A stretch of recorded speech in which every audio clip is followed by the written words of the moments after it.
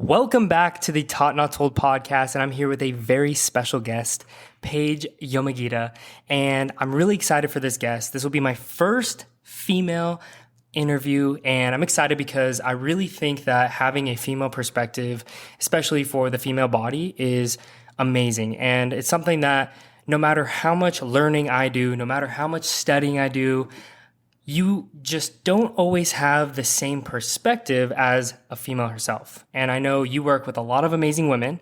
And so I'm really excited to learn about how you help your clients, learn about the journey you take them on, and some of the specifics and some of the certain false beliefs that a lot of women have when they get started on their fitness journey. So before we get into the good stuff, number one, thank you for coming on.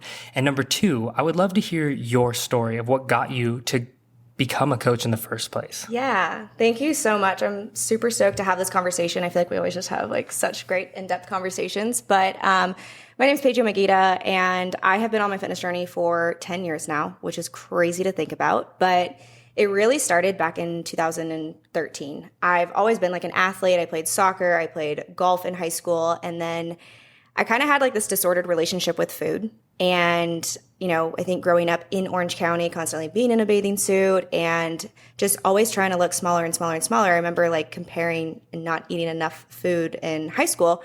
And come to college, obviously we ate and drank like fish and ended up putting on more than just the freshman 15. And I had a friend who showed me powerlifting. He was powerlifting at the time. And, he really helped heal my relationship with food. And I saw how powerful it was to eat, to train and gain strength and hit PRs, and just how just impacting that was for my relationship with food and also my confidence. So I started on that journey, and 5-ish years into it, I graduated with my degree in finance. I worked in finance and asset management, and I hated my life 40 hours a week. And I just thought there's got to be more to this. So I quit my career in finance, was making $80,000 a year or something like that, and decided to make $12 an hour and become a personal trainer.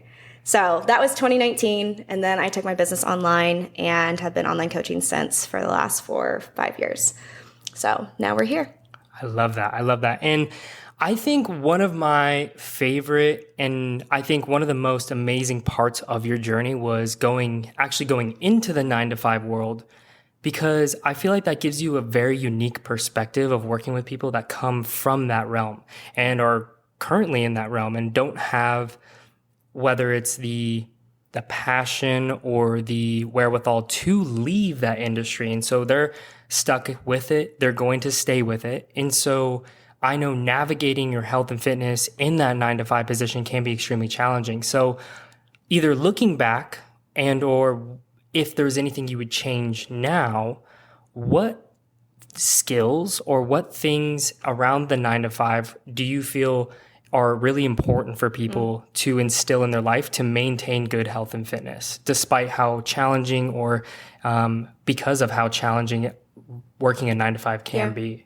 I think the biggest thing, right, is the time constraint that you are committed from 9 to 5, especially if you're going into an office. But nowadays we have a little bit more flexibility, but I think regardless, you have to be prepared.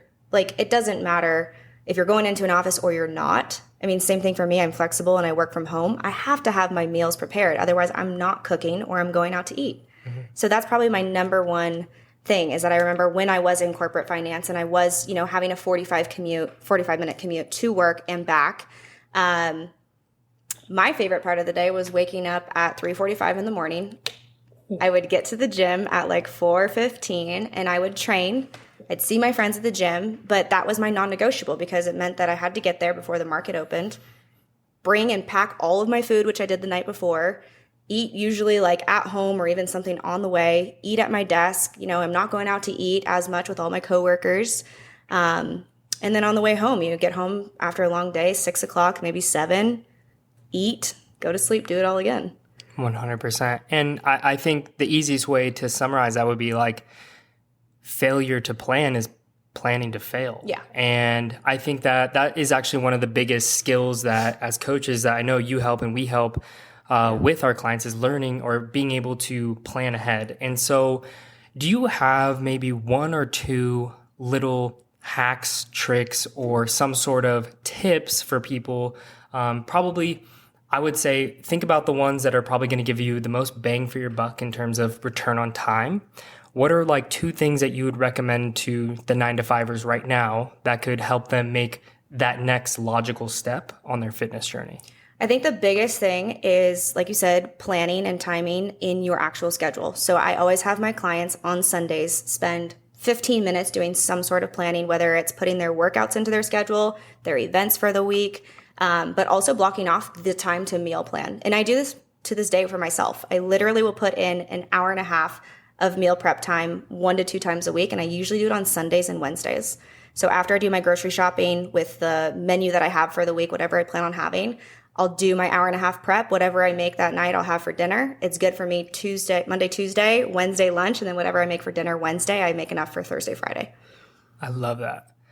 I feel like 100%. I feel like that's so underrated. And especially in the business realm, I feel like you have so many things like your boss will put a meeting on your calendar. You have these things pop up. And I think if you just, like you mentioned, put it on your calendar. I know even for this podcast, I got a little email about blocking out the calendar for this interview. So I can definitely attest to that is absolutely true. I believe that you actually put these things on your calendar. So I do think that that's such an important thing. And I think one of the biggest things that I see on my end is that a lot of people that work a 9-to-5 have a hard time getting steps in and movement because they're most often just sitting all day. Yeah. So aside from maybe walking or running on a treadmill, what are some pieces of advice or tricks that you would use to help your clients get more steps maybe throughout the day and or before or after their work day? Yeah, I think if you have the ability to work from home and have a tread desk, my clients who have a tread desk, they always hit their steps because it's really easy, especially if you're not on meetings. You can walk, a few miles an hour. But if you can, I do think it's really good to separate yourself. And if you have the ability to either take a call where you're walking around, get outside, it's a great way to do it. Or if you have a lunch break, eat for 10, 15 minutes, go for a 15-minute walk. But also recognizing that you can make up for it on the weekends. I think people forget that. So if they only hit 6,000 steps or something during the week, there's no reason why you probably can't hit 12K and go for a walk, on the beach or something like that on the weekends to make up for it. 100%. And now leaving the 9-to-5 realm, because those are, by the way, if you're not taking notes on those things, I highly recommend. But going into the next step on your journey, which was going into the personal training realm, that's such a change, right? Not only the income, but also you're on your feet all day, you're moving a lot, you're having conversations with people. And I know one of the big things that I've seen you post a lot about and something that you have been successful to a certain extent is lifting heavy and powerlifting.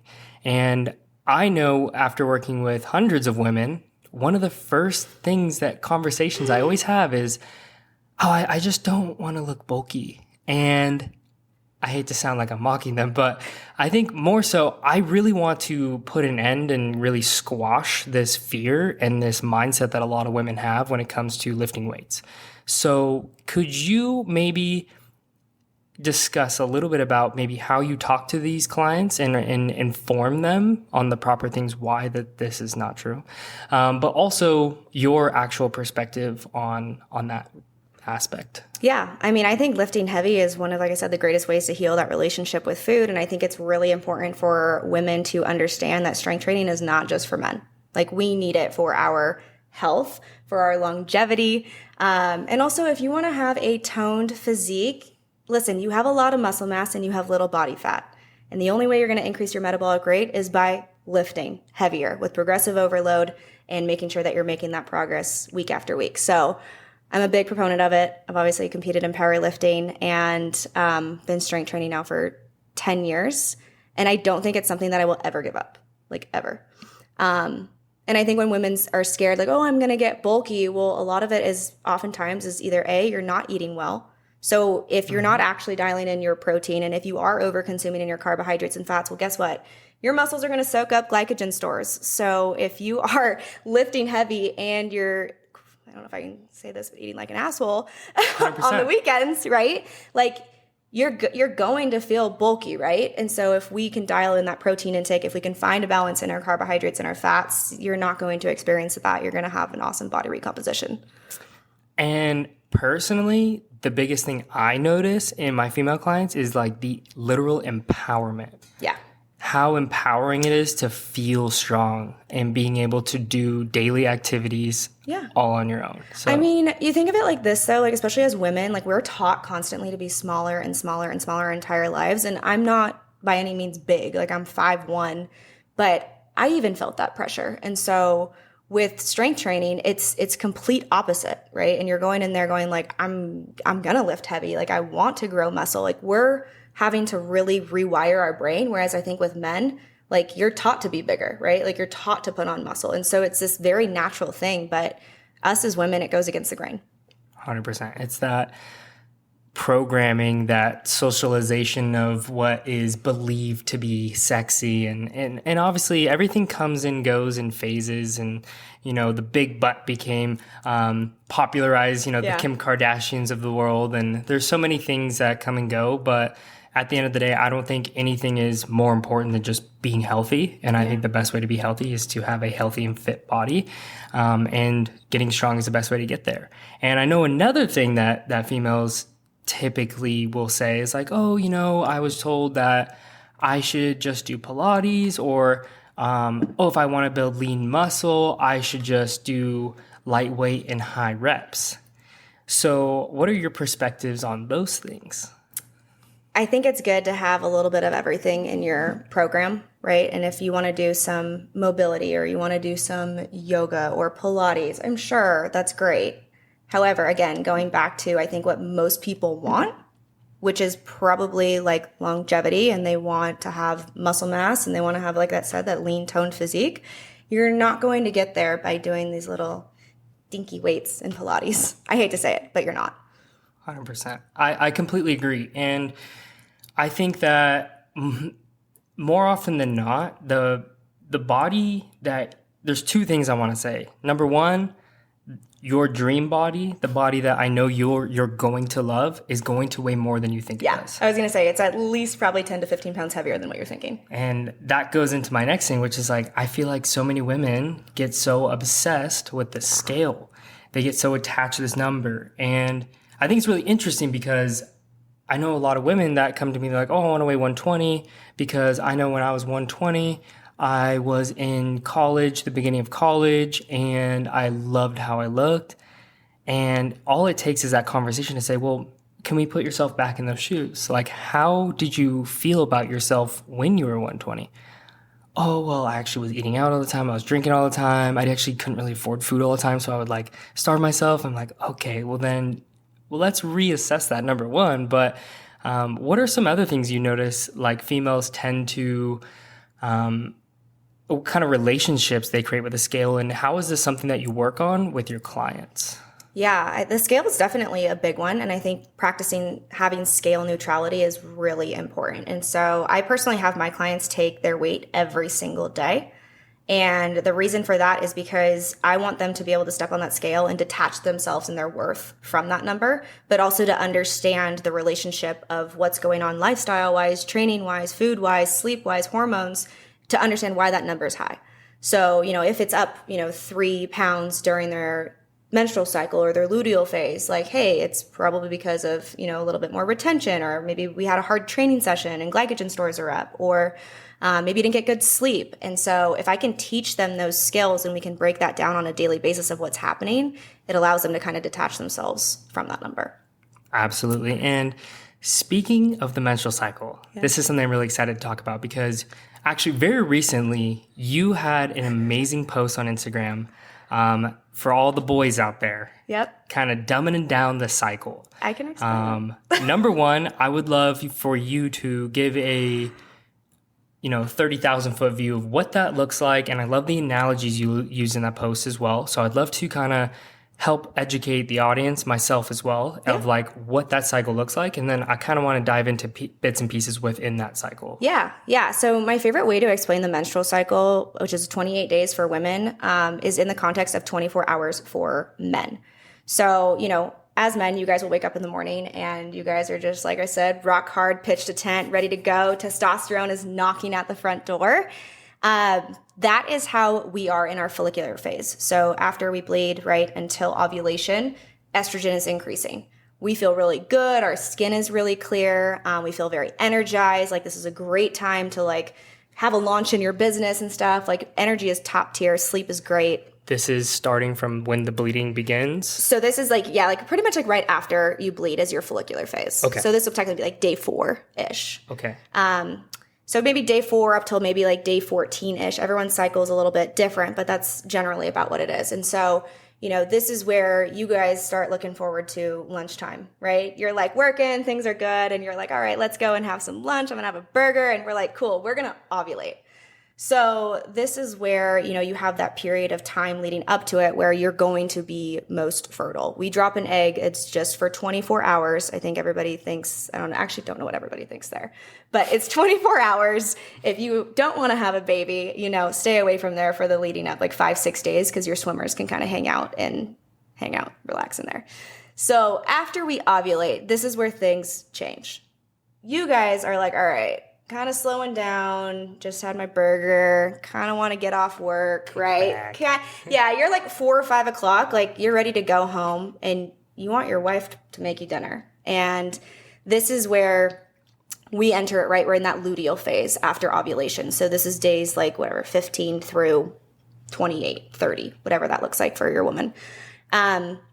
We actually run hot. Like we will run up to a degree hotter at night. And I know how men are when they have the slightest temperature. It's not fun when men are sick. It's very similar. Like we're a little bit more irritable. Like I'm just like, I'm not getting great sleep. And then you want to come home, you want to crack a beer, you want to sit on the couch. We also want to sit on the couch, but instead of a beer, we want to have dark chocolate. We want to have ice cream. You know, we want the sweets. And we also want you to make us dinner. We don't want to do anything. So this is like a time for like 2 weeks where you really don't want to like plan a launch. Like your energy is just a little bit lower. And this is where some people will say like, oh, you're training, like you don't have as much energy. I don't quite go as far as that just because I think for the sake of strength and progressive overload, it's important to push through some of that. And we can't do that on a monthly basis. But, you know, it kind of gets towards bedtime. You get a little irritable. You get a little tired. You're ready to hit the hay. We don't get to hit the hay. We just end up bleeding for 4 days. So that's kind of the context of how I like to explain it. That's an amazing breakdown, by the way. Yeah, and it's really true though. Like that is what you experience on a 24-hour cycle. And ours is just stretched out over 28 days. And I really love that you kind of sprinkled in there the workout realm of things because I feel like all over, especially TikTok, I don't know what's up with that stuff, but everywhere you'll get mixed opinions on the cycle and cycle syncing your workouts with your cycle. And I would love to get your perspective on it. And then I'll definitely share some of my learnings from working with a lot of women. Yeah, I mean, again, going back to how we build muscle, how we build strength, you need to be hitting the same exercises over and over again, and you need to be periodizing it in such a way that you're making that progress. If we're changing that and we're changing exercises because of our follicular phase and ovulation and luteal, like I think they say, do high intensity in the beginning of your cycle and then do Pilates and go on walks, like you're just not going to be making the progress that you probably want to see in terms of body recomposition.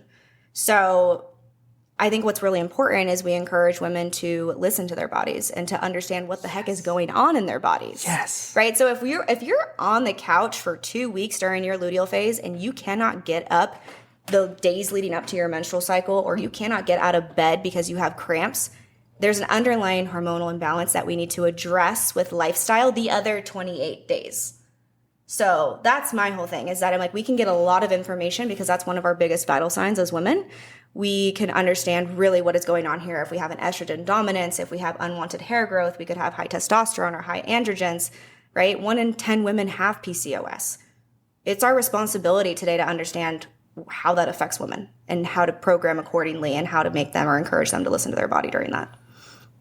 That was a phenomenal answer. And I couldn't agree more. I feel like I have had clients in the past who during certain phases of their cycle, they'll come into the gym and they'll say, Tyler, I'm really not feeling it today.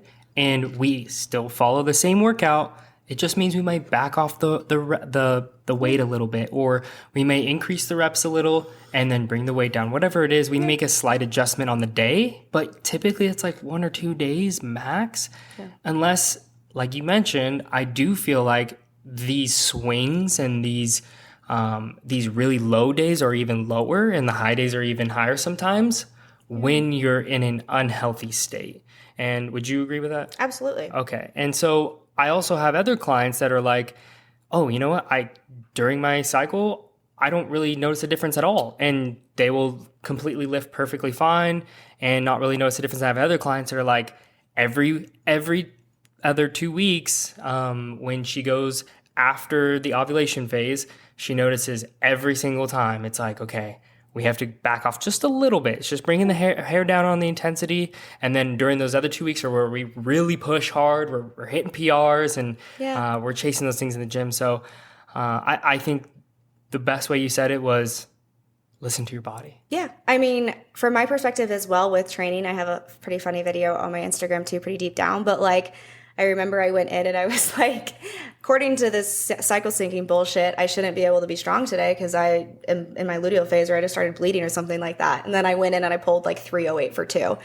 And so I was like, insane. And afterward I was like, this is such BS. You know what I'm saying? And so not to say that you aren't tired during your luteal phase or menstrual cycle, but like listen to your body. And hey, if you need to, you're going to start your cycle, which I'm a big fan of tracking your cycle, just take a rest day and then go and train the next day or go on a walk that day. It doesn't mean that we should be bedridden where we're not doing any movement. 100%. And when it comes to the workout side of things, I know, again, you work with a lot of amazing women, and I'm curious, how many days a week do you, on average, have your clients work out? Do they all follow a similarly structured program? Is it 5, 4, 3, 2, 6 days a week? What is a typical program or for your clients kind of look like? We normally range between 3 to 5. Okay. If I have a client that's a woman that is, maybe dealing with some hormonal imbalances or maybe has like a lot of stress on the body, I'll actually pull them typically back. I see this a lot with women. We put chronic stress on the body, typically under eating and even sometimes overtraining.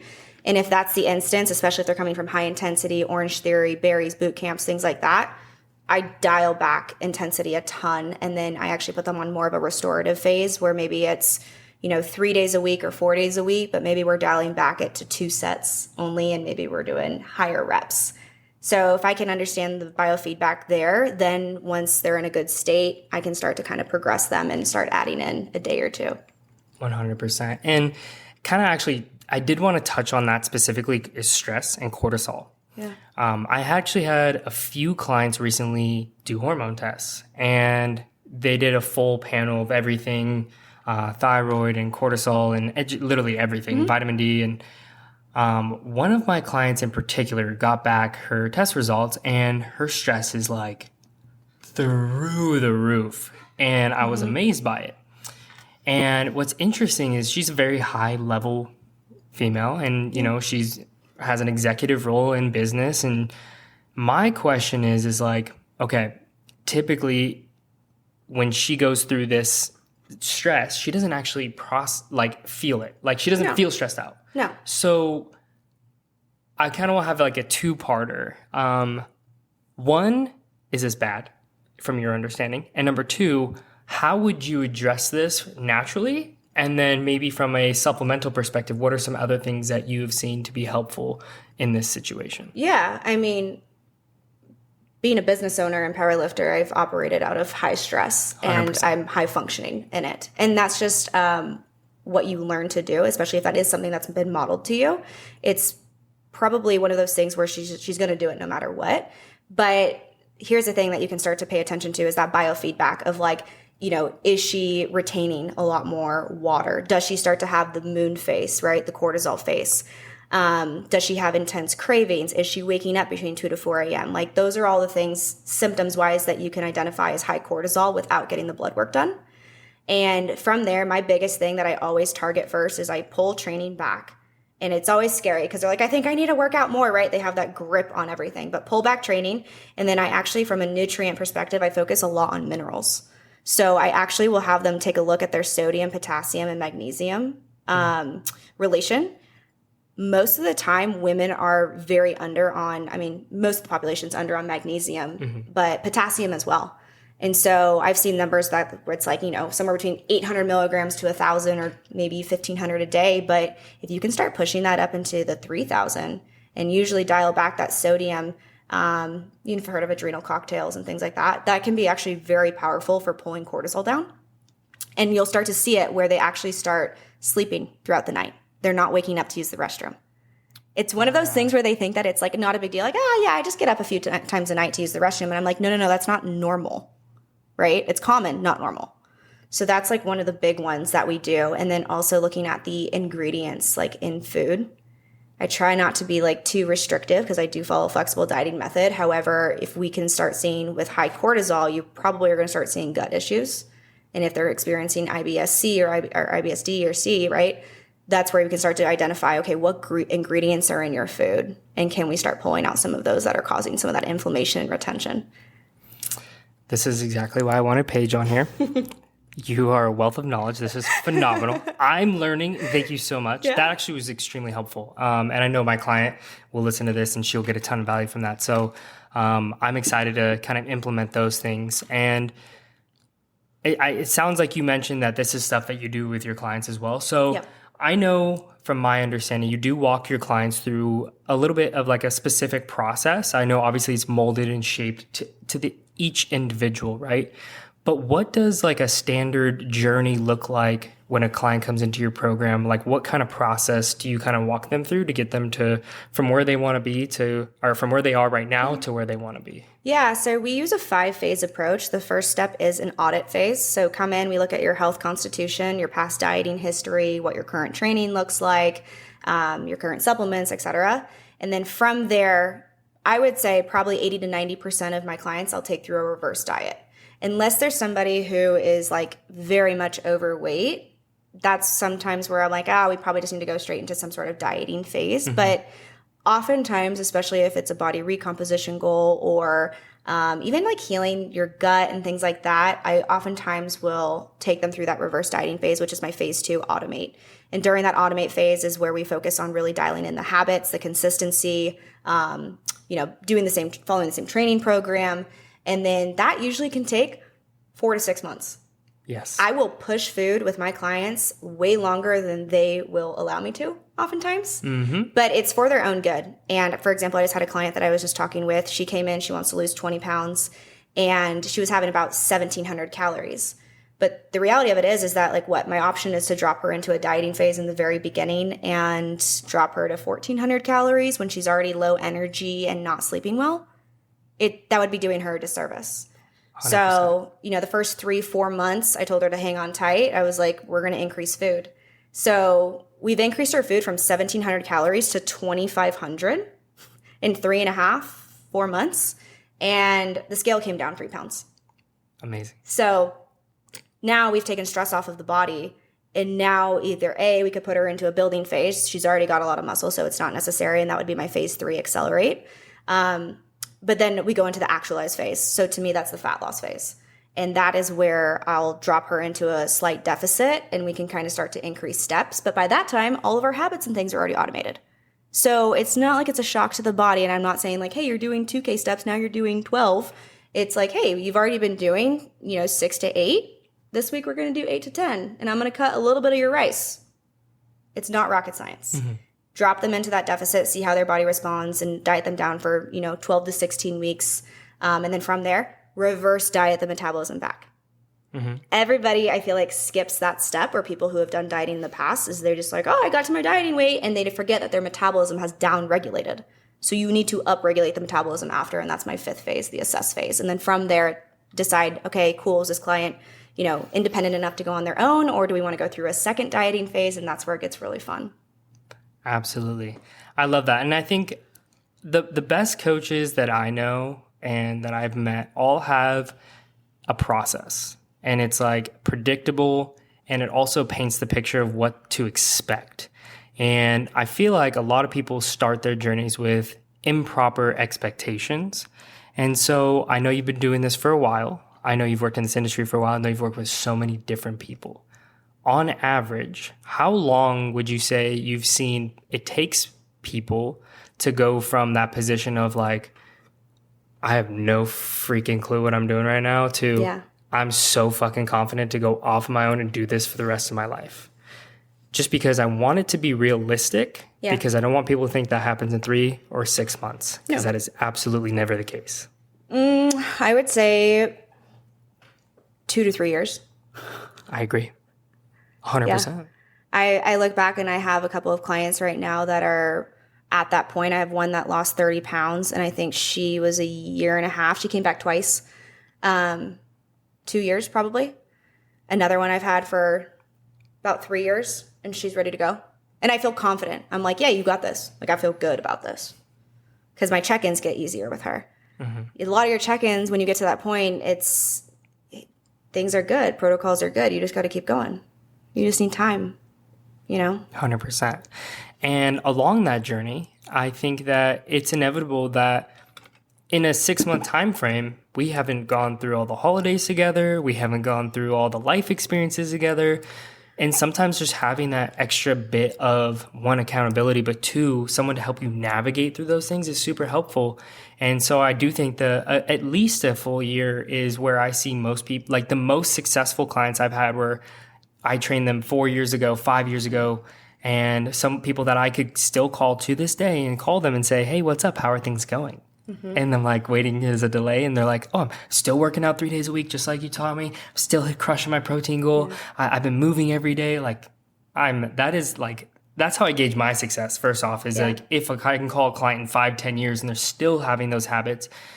And then there's those people that I also know that like, they probably stopped a little too early and they face these challenges that they're unsure how to navigate. Well, number one, I tell them, once I'm your coach, I'm always your coach. So if you have a problem or you need some help, you have a question, just reach out. And I think that one of the things that I would love to dive into a little bit is like some of these challenges that clients face that are not necessarily the numbers or the logistics, like the metrics. What are some of the bigger challenges you find that clients face not only in the program, but also after? Like you said, I think it's important to go through all of those life changes and stressors. I was just on a discovery call this morning, and she was saying how every time she goes to Mexico, she falls off track and it sets her back like months at a time. And so I was like, okay, well, that's the sticking point that we have to like overcome, right? Because you now have this belief that's almost hardwired into your brain that every time I go to Mexico, I fail. So what we need to do is we need to start conditioning you to win. How do you go to Mexico and win and come back? If I can walk you through that and start to teach you that and rewire that new pathway in your brain, you're now going to go on other trips and recognize that you can win. And it's the same thing when you go through grief. You go through a breakup. You go through a job change. If you need support going through that, there's nothing wrong with asking or saying, I need support. But essentially what we just need to do is start stacking W's. That way, 2-3 years down the line, when you've gone through multiple of those experiences, you have the tools and you have the equipment to be totally unfazed by it. Absolutely. And I heard this on your on a post you literally, I think it was yesterday or the day before, and something I constantly repeat to my clients as well, which is that you should be starting your journey, if you haven't already, when you're busy. The excuse of, I don't have the time right now, or life's really crazy. I know I have these 3 vacations coming up. It's like, that's the best time to start. If you start when life is busy, when life is difficult, when you're going through some things, you already know how to navigate through that. So that on the other end, when life gets easy, you can really put your foot on the gas and really make some insane and amazing progress. And then when life gets hard again, you've been there before. So you already know how to navigate through that. And it just makes the journey so much easier in the long term. Right. And so I know when life gets hard, it can be hard to navigate. It can be a challenge to kind of make these adjustments. Now, I've seen coaches that take 2 approaches. It's kind of like the willpower, push yourself through, you got this, girl. Then there's the other side, which is like, okay, let's make these fine-tuning adjustments, right? Shit's really tough right now. It's really hard for you to make it to the gym 5 days or 3 days. What kind of adjustments do you typically help people make or navigate when they have these rough events come up, these hard times, these really difficult challenges they're facing, such as a loss in the family, a breakup, how would you help them navigate through that? I think the number one thing is just reiterating that you have to hold space for the duality of being busy or going through hard stuff and your health. If it's an or statement, you will continue to struggle with this forever. And it'll always be, I'm busy or I can do this. And it just reinforces that all or nothing mentality. So now you're starting to look at an and, which means that we're looking at a spectrum. So if you can't make it 5 days, can you make it 3? Okay, I can't make it 3. Can you do 2? Right? It's just like, what is something that you can do with that 9 out of 10 confidence? So I always work back and forth with my clients to ask them, like, what is something that you can 9 out of 10 confidence do this week? And sometimes it's just, hey, I'm going to drink my water. Cool. Drink your water this week. You know what I'm saying? Like, but don't throw everything out. It's a sabotage thing too that you got to touch on, where it's like, okay, if you're driving and one of your tires goes out, do you slash the other 3? Or do you repair your tire and get back on the road? Yes. That's like one of the biggest lessons too that I feel like I have to rewire a lot with women is that sabotage aspect. 100%. And that kind of ties back into, like, I know you've had an amazing fitness journey, and I know that any human faces their own challenges. So I'm curious, what was or has been the biggest challenge you faced on your own health and fitness journey? Yeah, that's a really good question. I think the biggest thing is being a business owner and pushing in business while also trying to see the strength gains or the body composition progress. I just went through my own personal experience earlier this year where we had loss last year. I was dating someone, there was a breakup, and then kind of fell into a little bit of that depression. I also had mold exposure, which played a big role in that. There was some life changes. I moved. And so it just kind of felt like one thing after the other. And I just remember hitting a point kind of in January where I was like, man, I just had my biggest month in business. And I started asking myself, like, what's the point? And it got kind of dark, to be completely honest. And I say it because I think some people look at what I do and they're just like, oh, you're just always good. You always have it together. And I'm like human. I'm very human. Yes. I went through a very, very dark time of asking what's the point. And I just realized that I was like, oh my God, I need some support right now. Like, I know what to do. I know how to train. I know how to eat. I know how to do these things, but I need someone to hold me accountable to it. So I ended up hiring a coach, and I had someone who really helped me with my nervous system. So that was where I learned also a lot of my information about bringing my cortisol down. Really, I had to take a pullback season. So I went from having my highest month in business, in which I probably would have just doubled down and kept going because it was January, signed the most clients or whatever. But I was like, I'm unwell. So I need to take care of me.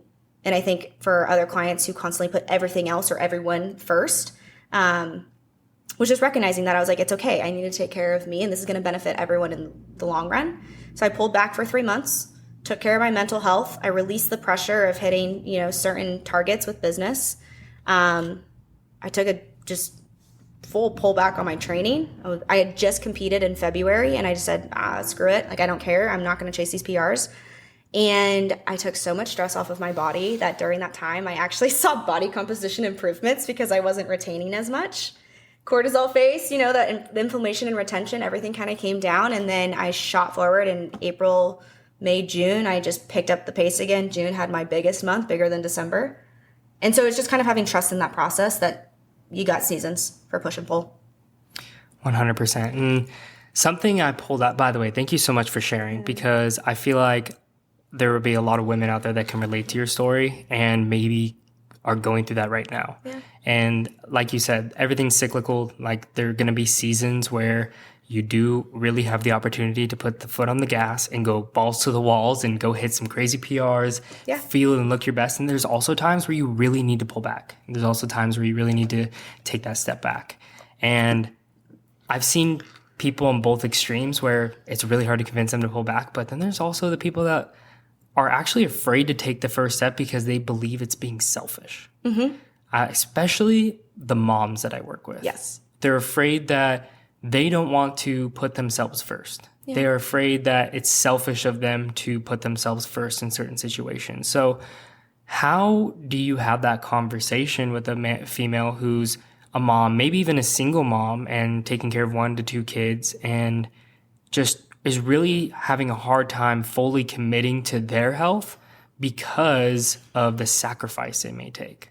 I think the biggest thing is asking them what it would feel like 6 to 12 months down the line when they feel their best, right? Because like in this moment in time, they think that they're doing their best by putting their kids first. But if they're not taking care of their bodies or their mental health or their nutrition, I mean, not to get very dark and morbid, but I'm like, you got to be around for a long time. Yes. Like from a longevity standpoint, like why do we feel like this is doing our kids any service right now? And then secondly, I'm like, okay, but imagine if you're 30 pounds down and you're confident and you can run around with your kids more. If you can throw on a bathing suit anytime that they want to go to the pool and you're not freaking out about it, like it's so much more opportunity for the kids and for your husband or your wife or your friends when you feel your best, when you can give your best. That's the 100%. Biggest thing. And I also know, by the way, 100% agree with you. And I think that I know personally from working with a few moms, many moms actually, when they put themselves first, they also can enjoy their life more. Yeah. And they also set a good example for their kids. And they also are going to have more energy to do those things, to play with their kids. And so speaking of kids, I also know there's a population of women out there who are afraid of what might happen when they get pregnant, of when they're like, oh, I am fit, or I'm afraid that all of my results are going to go.